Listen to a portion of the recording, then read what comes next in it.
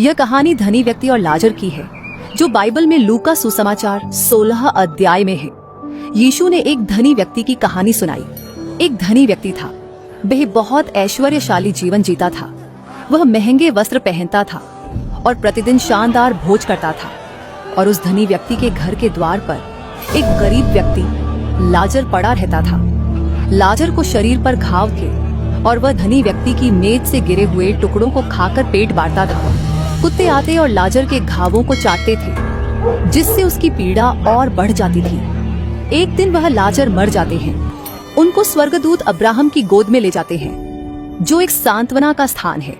दूसरी ओर वह धनी व्यक्ति बिमर जाते हैं और नरक में भेजा जाता है, जहां उसे अत्यधिक कष्ट होता है।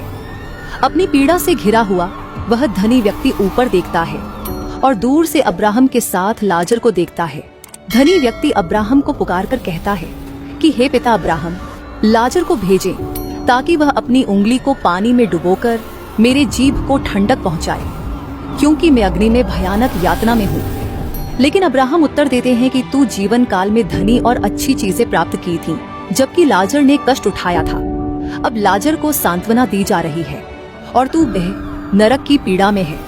इसके अलावा अब्राहम यह भी बताते हैं कि तुम्हारा और हमारा बीच एक बड़ा गड्ढा जिसे कोई पार नहीं कर सकता। फिर धनी व्यक्ति अब्राहम से विनती करता है कि लाजर को मेरे परिवार के पास भेज, ताकि वह मेरे 5 भाइयों को चेतावनी दे सके, ताकि वे भी इस पीड़ा में न आएं। अब्राहम उत्तर देता है कि उनके पास मूसा और भविष्यवक्ताओं की पुस्तक है, जिसका वे अनुसरण कर सकते हैं। उसने कहा, नहीं हे पिता अब्राहम, पर यदि कोई मरे हुओं में से उनके पास जाए तो वे मन फिराएंगे। उसने उससे कहा, जब वे मूसा और भविष्यवक्ताओं की नहीं सुनते, तो यदि मरे हुओं में से कोई भी जी उठे तो भी उसकी नहीं मानेंगे।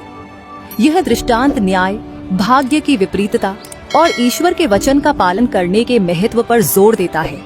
यह दूसरों की जरूरतों की उपेक्षा करने और धार्मिकता से न जीने के परिणामों के बारे में चेतावनी भी देता है।